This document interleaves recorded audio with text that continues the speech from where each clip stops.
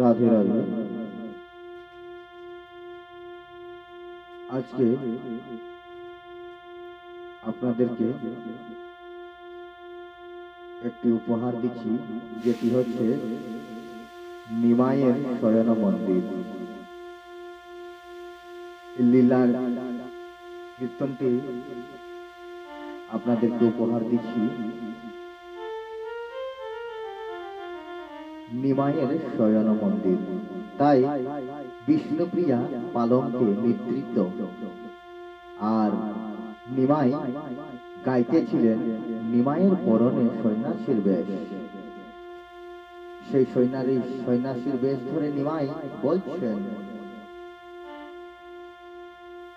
বিষ্ণু প্রিয়া গো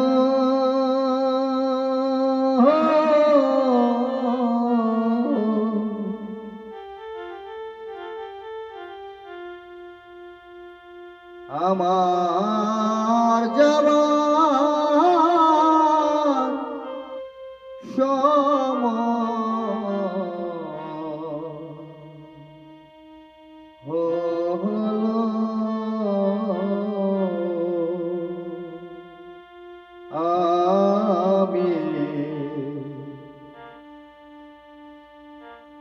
আমি চলে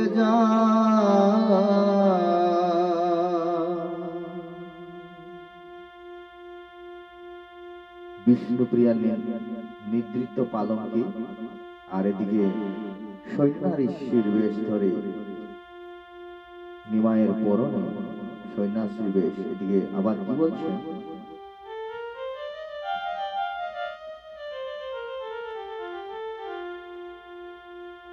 জাগিয়া দেখিবে তুমি আমি পাশে নাই,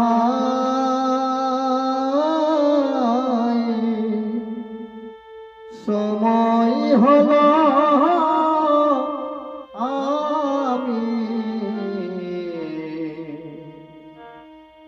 আমি চলে যাই।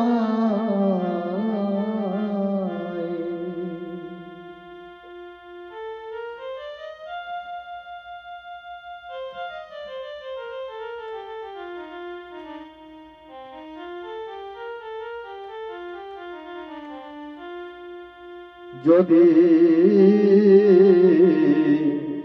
সোনার নদী আধার করে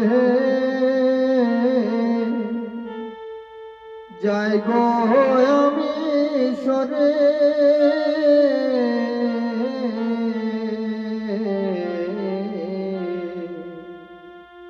যদি সোনার নদী আধার করে যাই গো আমি সরে,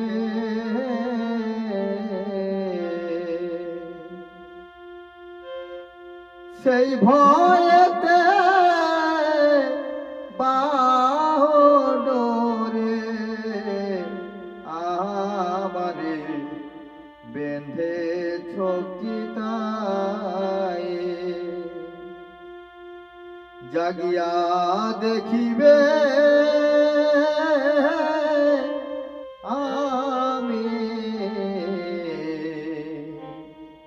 আমি পাশে না,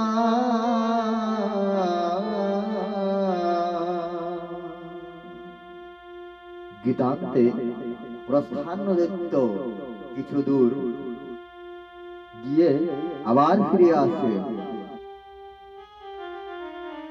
বিষ্ণুপ্রিয়ার দিকে অপলক্ষ নেত্র আর নেত্রে চেয়ে থাকি। আবার আবার বলছে, মায়ার বাঁধন বেঁধেছ প্রিয়া, বেঁধেছ প্রিয়া,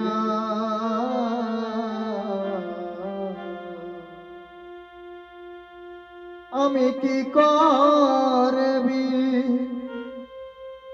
দায়ী নেব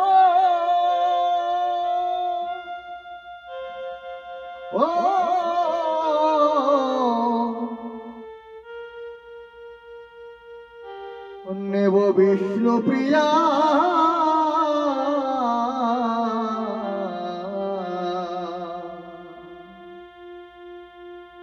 থেকো না গো ঘুমো ঘরে, দাও গো বিদায় মোরে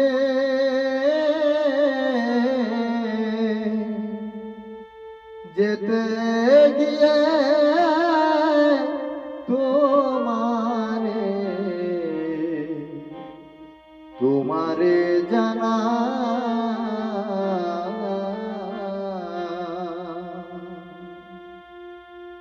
যেতে গিয়ে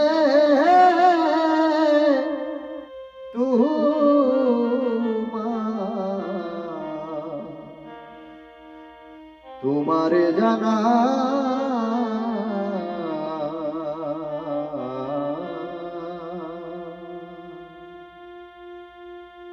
হে প্রিয়ে, জাগিয়া দেখিবে তুমি আমি পাশে নাই। গমনদৈত্য বিষ্ণুপ্রিয়া নিদ্রাভঙ্গ হইয়া, এ কি, কোথায় যাচ্ছেন প্রভু?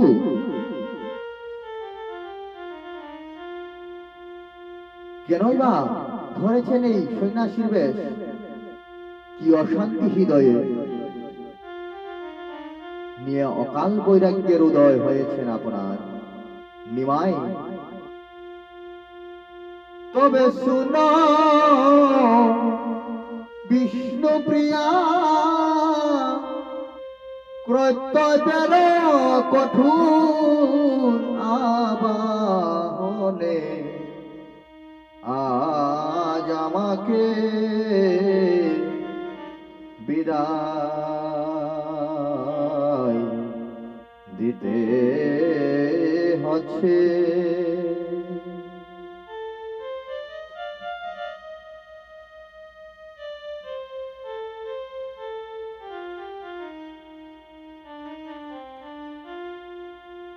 ব্যথিতার কাতর আর্তনাদ পাতকী ত্রাহি ত্রাহি রব, কি শুনতে পাচ্ছ না প্রিয়া? ঘুরে কলিযুগে পৃথিবীর পাপে পূর্ণ হয়েছে। হরিনাম মহামন্ত্র বিনা জীবের আর মুক্তি নাই। হরিনাম মহামন্ত্র জীবের আর মুক্তি নাই। হরিনাম মহামন্ত্র বিনা এই জীবের মুক্তি নাই। তাই সর্বত্যাগী হয়ে দেশে দেশে জনে জনে সে হরিনাম মন্ত্র বিতরণ করবে। প্রিয়া, সেজন্য আমাকে বিদায় দাও। আমার এই হরিনাম মহামন্ত্র বিতরণ করতে হবে। বিষ্ণুপ্রিয়া বললেন, প্রভু, তাই যদি হয় আমাকেও সঙ্গে নিন প্রভু। আপনি হবেন সন্ন্যাসী আর আমি হব সন্ন্যাসিনী হয়ে আপনার অনুগমন করব। তাই আমার শ্রীমান মহাপ্রভু বললেন, তা হয় না প্রিয়া, সন্ন্যাসীর নারী সঙ্গ সমীচান নয়। বিষ্ণুপ্রিয়া বললেন, তবে আমি আপনাকে যেতে দেব না প্রভু। এই আপনার চরণে পড়লাম, দেখি কেমন করে আপনি আমাকে আঘাত করে যেতে পারেন। নিমাই বলে উঠলেন, করো কি কল্যাণী, এই আচরণ তোমার শোভা পায় না। সতী নারী কখনো স্বামী কর্তব্যে বাধা দেয় না। তাছাড়া পূর্বজন্মের কথা স্মরণ করে দেখো প্রিয়া, কে তুমি আর কে বা আমি। যুগে যুগে জগতের কল্যাণের আমরা দুজনে এই ধরাই অবতীর্ণ হয়েছি। পাপী তাপীর উদ্ধারের জন্য আমাদের এই নরদেহ ধারণ। তুমি লক্ষ্মী আর আমি তুমি বিষ্ণুপ্রিয়া। সবকিছু জানার পর নিশ্চয় তুমি আমার বাধা দেবে না। বিষ্ণুপ্রিয়া, তাই হোক প্রভু, তাই হোক। আপনার কাজ আপনি করুন, আর আমি আপনাকে বাধা দেব না প্রভু। যুগে যুগে আমি আপনার বিরহে কেঁদে এসেছি এ যুগেও, তাই ব্যতিক্রম হবে না। আমার সাধ্য কি আপনাকে বাধা দিই? বিষ্ণুপ্রিয়া বললেন, আসুন। সাষ্টাঙ্গে নিমাইকে প্রণাম করিল। নিমাই ধীরে ধীরে চলিয়া গেল। মাগো মূর্ছিত হইয়া পড়িল। তাই বিবেক গাইলেন, জাগো জাগো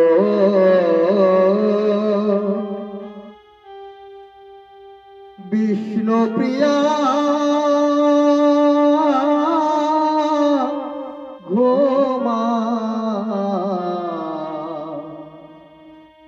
ঘুমায় নায়া,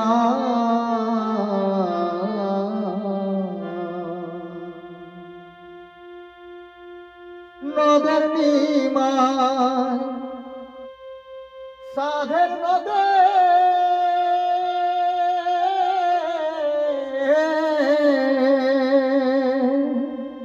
করিল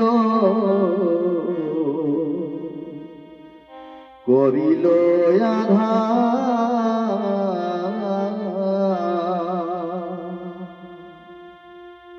তোমার প্রাণে পতি তোমায় ছেড়ে যায় চলে,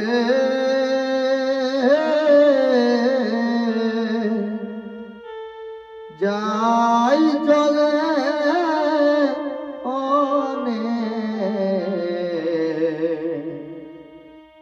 দূরে।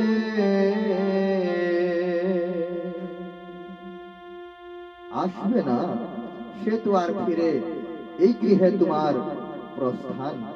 বিষ্ণুপ্রিয়া বললেন, মূর্ছাভঙ্গে মাগো, তুমি একবার এসে দেখে যাও আজ আমাদের কি সর্বনাশ হয়ে গেছে।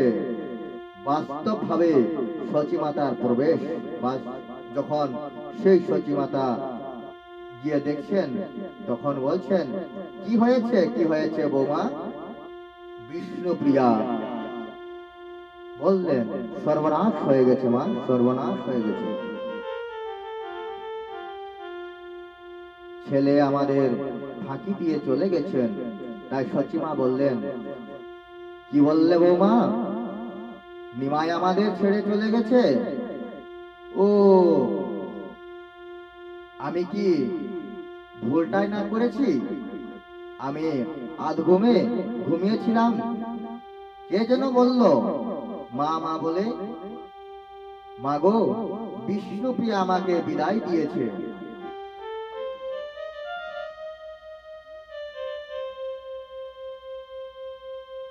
এবার তুমি আমাকে বিদায় দাও।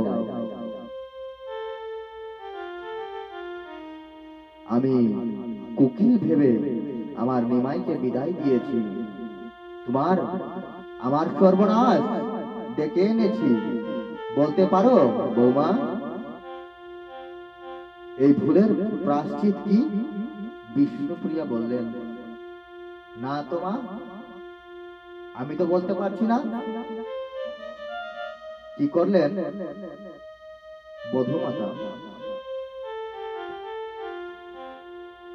কি করলেন কি বধূমাতা? কি করিলে হাই গো? কি করলেন কি বধূমাতা? কি করিলেন হাই গো? কুকিল ভেবে নিমাই চাঁদে দিলাম যে বিদায় গো। কুকিল ভেবে নিমাই চাঁদে বিদায় দিলাম গো। কোথায় গেল? পাবো তারে? কেউ কি আমায় বলতে পারে? অভাগিনী মায়ের এ বুকু দুঃখের জলে যায় না গো। বিষ্ণুপ্রিয়া বলছে, মাগো, প্রভু আমাকে বলেছিলেন আপনাকে না বলে তিনি যাবেন না।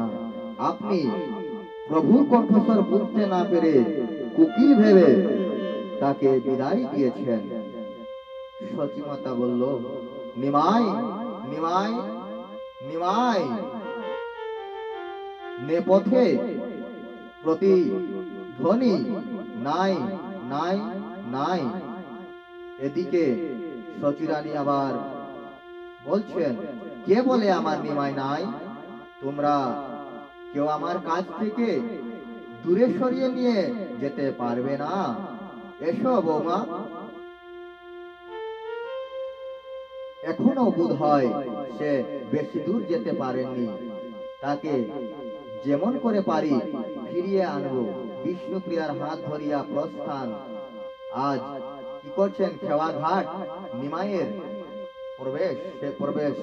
তখন সেই নিমাই গঙ্গা নদীর সেই খেওয়ার ঘাটে পৌঁছে গেছেন। তাই নিমাই বলছেন, এই তো সেই পুণ্য সলীলা গঙ্গা। মাথায় গঙ্গার জল ছিটিয়ে রজনী ভোর হবার আগে আমাকে গঙ্গা পার হতে হবে।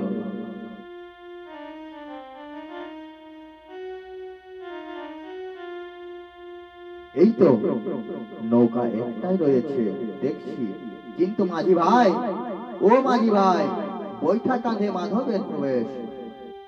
মাধব, মাঝি ভাই, মাঝি ভাই বলে, এত রাতে কে ডাকে গো? নিমাই বলছেন, প্রয়োজন আগে গো মাঝি ভাই, আমাকে তুমি তোমার নৌকায় করে নদী পার করে দাও মাঝি ভাই।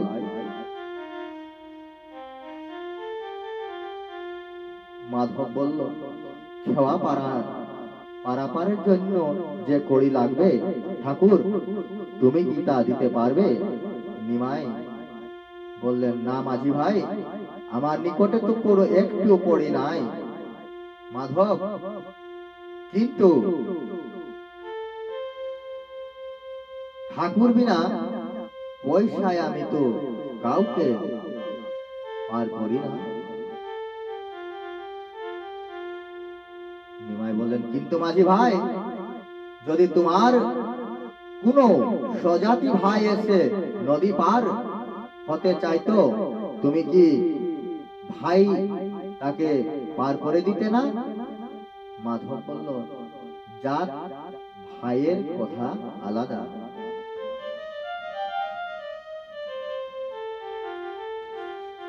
নিমাই তখন বলে উঠল, তবে ভাই আমাকে পার করে দাও, কারণ আমিও যে একজন ঘাটের মাঝি। মাধব বলছেন, তুমি মাঝি, এও আমার বিশ্বাস করতে হবে। নিমাই বলছেন, কেন ভাই? এই অবিশ্বাসের কারণ, যার গলায় উপবৃত্ত থাকে সে কখনো মাঝি হতে পারে না। কেন? তুমি আমার সাথে রহস্য করছো ঠাকুর? নিমাই বলছেন, রহস্য করছি না ভাই, আমি হচ্ছি ভবঘাটের মাঝি, আর তুমি যেদিন সেই ভবঘাটে যাবে সেদিন আমি তোমায় পার করে দেব। মাধব বলল, স্বাগত, স্বাগত। ঠাকুরের ভাব দেখে মনে হচ্ছে উনি সামান্য নন। পায়ের কড়ি 16 আনা কি উনার কাছ থেকে আদায় করতে পারবো না? নিশ্চয় পারবো। প্রকাশে যেদিন ভবঘাটে গিয়ে ঠেকবো সেদিন এই দাসের কথা যেন তোমার মনে থাকে। ঠাকুর, এসো তুমি আমার সঙ্গে, আমি তোমাকে নদী পার করে দিয়ে আসবো। নেপথ্যে আবার নিমাই সেই গঙ্গার ঘাট নৌকা, মাধবের নৌকায় পার করছে। আবার বলছেন, কি বলছেন? কৃষ্ণ ভজিবার লাগে চলিয়া নিমাই, কাঁদে তার বিষ্ণু প্রিয়া, কাঁদে সচি মাতা। আর সন্ন্যাস চলিছে নিমাই ফিরিয়া নায়ার,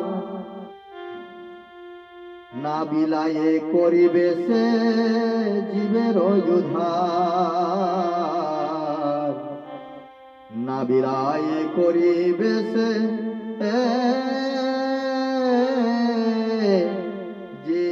জীবের উদ্ধার। কামিনী কাঞ্চন সে আজ ত্যাগ করেছে, তাই প্রস্থান করেছেন। তাই এখন সেই নিমাই কেশব ভারতীর আশ্রম গিয়ে পৌঁছে গেছে।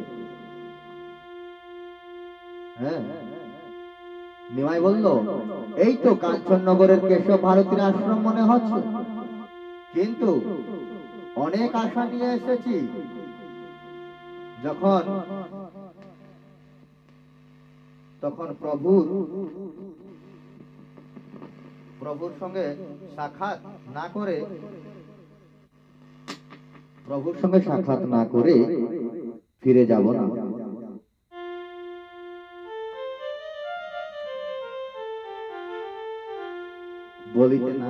বলিতেই কেশব ভারতী ভারতীয় প্রবেশ করলেন। আর আমার আধার আশ্রম আলো করে এলো। একদিন আমি আশ্রমে ছিলাম না, এই একদিনে আশ্রমে এত পরিবর্তন কি করে সম্ভব হলো? তবে কি আমার ধ্যানের দেবতা আমার আশ্রমে এসেছে? ওরে আশ্রমবাসী, তোরা শাঁখ বাজা, দেবতা এসেছে আশ্রমে, তাকে আহ্বান করো। নিমাই প্রভু কেশব ভারতীকে প্রণাম করিল। কেশব, কে তুমি বাবা? নিমাই বলছে, আমি নিমাই, আপনার আহ্বানে সাড়া দিতে এসেছি প্রভু, আপনি আমাকে সন্ন্যাস মন্ত্র দিন।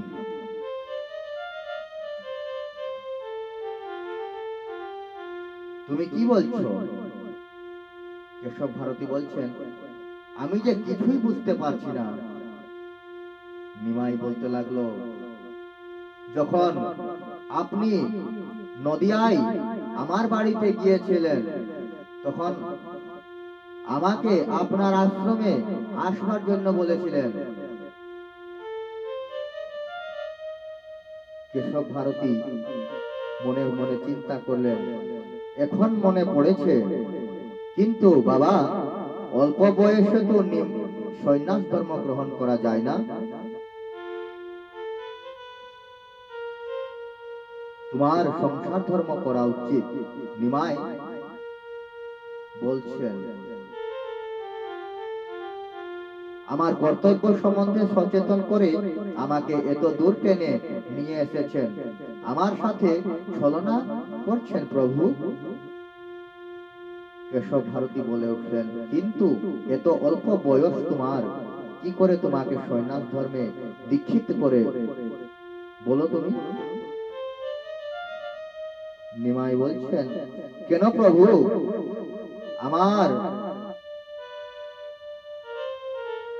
আমার বয়স তো 24 বছর। কেশব ভারতী বললেন, কিন্তু 50 বছর পার না হলে তো সংসার সন্ন্যাস মন্ত্র দান করা যায় না। নিমাই বলছেন, অনেক আশা নিয়ে ঘর ছেড়ে এসেছি প্রভু, শুনেছি যার হয় না তার কোনোদিনই হয় না, আবার যার হয় মাত্র 5 বছর বয়সে হয়। শুনেছি ভক্ত ধ্রুবের মাত্র 5 বছর বয়সে ভগবত দর্শন হয়েছিল, কিন্তু পঞ্চতত্ত্ব না জানলে পঞ্চাশেও তা হয় না। কেশব ভারতী বলছেন, কিন্তু 60 বছরে তো হতে পারে নিমাই। নিমাই বলল, প্রভু, ষড়রিপু বশ না হলে ঘাটে বৎসরেও তা হয় না। কেশব ভারতী বললেন, সত্তরে কি হয়? নিমাই বলছেন, প্রভু গো, প্রভু, শতগুণ না থাকলে সতরেও হয় না। কেশব ভারতী বলছেন, 80তে নিশ্চয় হয়। এবার নিমাই বলছেন, অষ্টপাশ না কাটলে 80তেও হয় না প্রভু। আবার কেশব ভারতী বলছেন, 90-এ হতে পারে।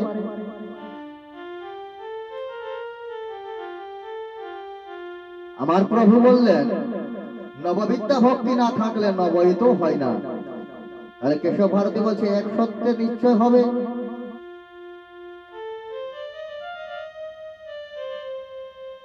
আমার প্রভু বললেন, দশম দশা না হলে 100-তেও হতে পারে না। প্রভু, দশম দশা না হলে 100-তেও পারে না প্রভু। তবে কেশব ভারতী বলছেন, 110-এ তো হয়। প্রভু বলছেন, 10 ইন্দ্রিয় বশ না হলে 110-এও হয় না। আবার 120 বছরে নিশ্চয় ভগবত দর্শন সম্ভব নিমাই। কেশব ভারতী বলছেন, 120 বছরে নিশ্চয় ভগবত দর্শন সম্ভব নিমাই। আবার এদিকে নিমাই বলছেন কি, বিষয় বাসনা না গেলে 120 বছরেও হয় না প্রভু। বলেছি, প্রভু যার হয় তার 5 বছরেই ভগবত দর্শন হয়, আর যার হয় না তার 120 বছরেও হয় না। আর ছলনা না করে আমাকে আপনি সৈন্যাস মন্ত্র দীক্ষিত করুন প্রভু।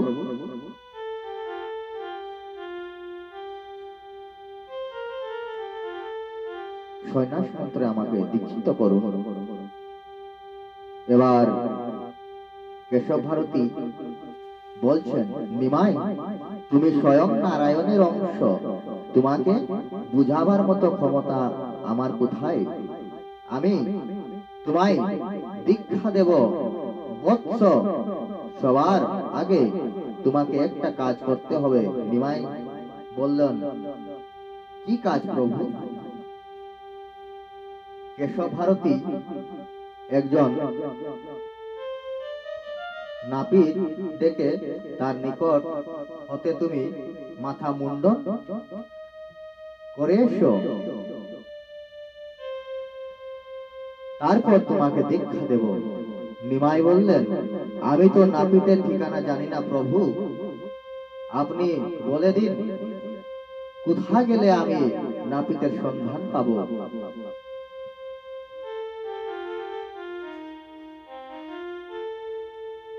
কেশব ভারতী বললেন, অঙ্গুলি নির্দেশ সহকারে ওই যে বাড়িটা দেখতে পাচ্ছ, ওটাই একজন নাপিতের বাড়ি। তুমি মাথা মুন্ডন করে এসো, আমি আশ্রমে থাকবো। এবার প্রস্থান করছে নিমাই। বাহিতে হবে নামের তরি, চলো রে মন তরাই করি,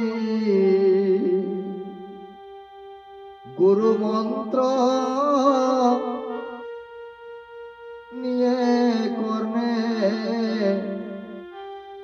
নাম বিলাতে, জনে জনে।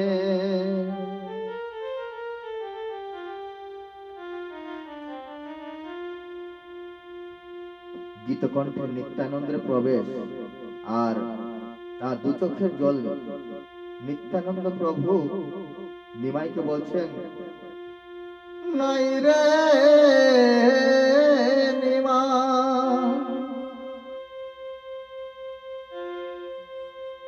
নিমাই না,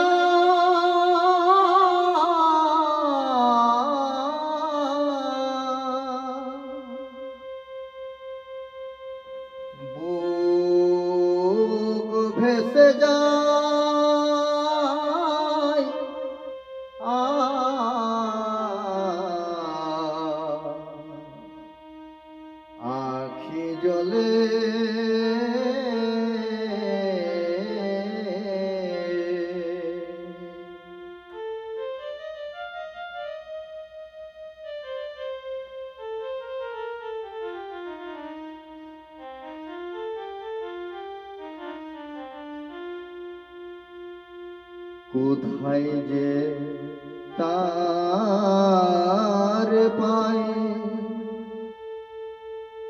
প্রাণ কাঁদে যার দর্শন দর্শন বিনা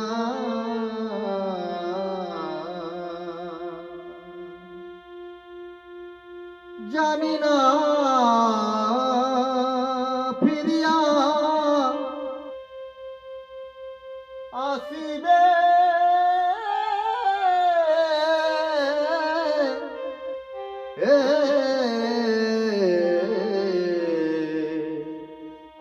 আসিবে কিনা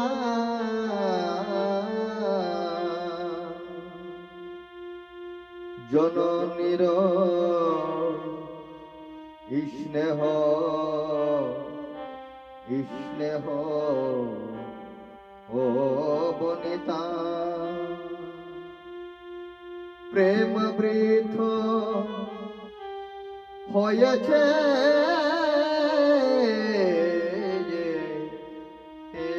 তাই এমতো সময় নিত্যানন্দ নিমাইকে বলছেন, ঠিক সেই সময় জগাই মাথায় এসে উপস্থিত হলো। আবার বলছেন, নিতাই ঠাকুর, তুমি ঠাকুরের জন্য কাঁদছ? নিত্যানন্দ বলছেন, কাঁদবো না? সে যে আমাদের চোখের জল ভাসিয়ে গেছে, তোমরা তাকে ভুলে গেছো জগাই মাথায়? মাথায় বলছেন, যারা নেমক হারাম তারাই ঠাকুরকে ভুলে যায় বা ভুলে যেতে পারে। আমার মতো মহাপাপীকে যিনি কুল দিয়েছেন, নরক থেকে টেনে তুলেছেন, তাকে ভুলে কি আমি নরকে ডুববো? এতটা অহাস্য সম্মুখ আমি নয়। জগাই বললেন, তাকে আর দেখতে পাবো না বলে কেন ভাবছেন? কেন এত অনুকূল হচ্ছেন আপনি? প্রাণ খুলে ডাকলে দয়াল ঠাকুর না এসে থাকতে পারবেন না। ভক্তের আহ্বান কোনোদিন বৃথা যায় না, তাকে আসতে হবে, দেখা দিতেই হবে। উন্মাদিনীর সচিমাতা সেই সময় পৌঁছলেন। আবার বললেন, আমার চেয়ে আপনার জনে সংসারে তো তার আর কেউ ছিল না, না তবে আমার সে দেখা দিচ্ছে না কেন?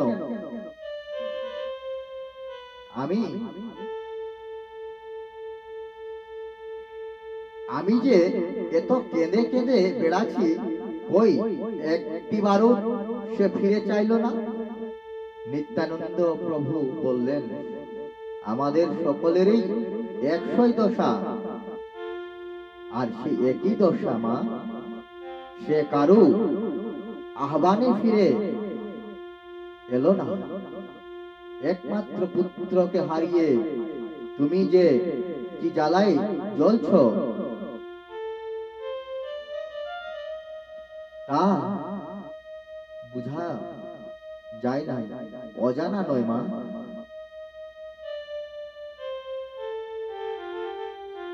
নিমাই যে তোমার নর রূপে নারায়ণ পাপীর উদ্ধারের জন্য পৃথিবীতে অবতীর্ণ হয়েছেন, তাকে ভুলে যেও মা। সচিমাতা বললেন, না না না না না, ভুলতে আমি পারবো না। নিমাই নিমাই কোথায় তুই? পুত্র আমার দেখা দে। নিমাই এদিকে পথে মা মা বলে, ওই নিমাইয়ের কণ্ঠস্বর, নিমাই দেখা দে পুত্র। সেই ছায়ামূর্তির আবির্ভাব হলেন। ছায়ামূর্তি, কেঁদো না মা। ছায়ামূর্তিতে বলছেন, কেঁদো না মা, তোমাকে প্রতিশ্রুতি দিয়েছিলাম, যদি কখনো চলে যাও তুমি ডাক পাঠালেই আবার ফিরে আসবো। তাই এসেছি, কিন্তু বেশিক্ষণ তো না, বেশিক্ষণ তো আমি থাকতে পারবো না। চোখের জল মুছে ফেলে বিদায় দাও। এদিকে সচিমাতা বললেন, নিমাই, ছায়ামূর্তি যে কাজের জন্য পৃথিবীতে এসেছি তা আমাকে সম্পন্ন করে দাও আর করতে দাও জননী। অগ্রজ নিত্যানন্দ প্রিয় ভক্ত জগাই মাধাই তোমাদেরও বলিয়ে যায়, কেন নাম কীর্তন ভুলে যাও? কেন নাম কীর্তন ভুলে আমার জন্য তোমরা আকুল হয়ে উঠছে? কেঁদে কেঁদে ডাকলেও কিন্তু আমার দেখা পাবে না তোমরা। কীর্তনের মধ্যে তোমরা আমায় খুঁজে পাবে। বিদায় জননী, বিদায় অগ্রজ, বিদায় বিদায় ভক্ত জগায় মাধায়, বিদায়। নিত্যানন্দ জগায় মাধায় একসঙ্গে গান গাইতে লাগলেন, বলছেন, গৌর প্রেমে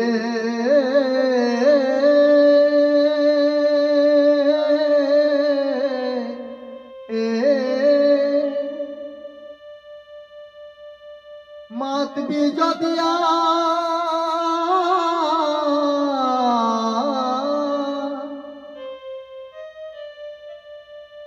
নামে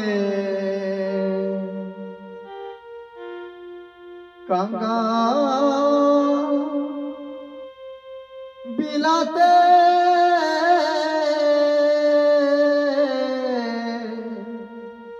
অবতীর্ণ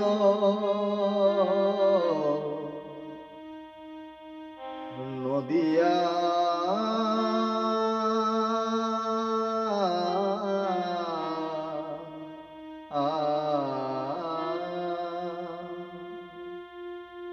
হরিবল হরিবল হরিবল হরিবল বলে সর্বত্যাগী গৌর হরি দেশে দেশে নাম বিলার, হরি নামে উঠে মেতে সব দিন যে সব বয়ে যায়, সেই হরিবল হরিবল করতে আজকের আমার এই লীলা কীর্তনটি এইখানেই সমাপন করি। এই নিমাইয়ের শয়ন মন্দির লীলা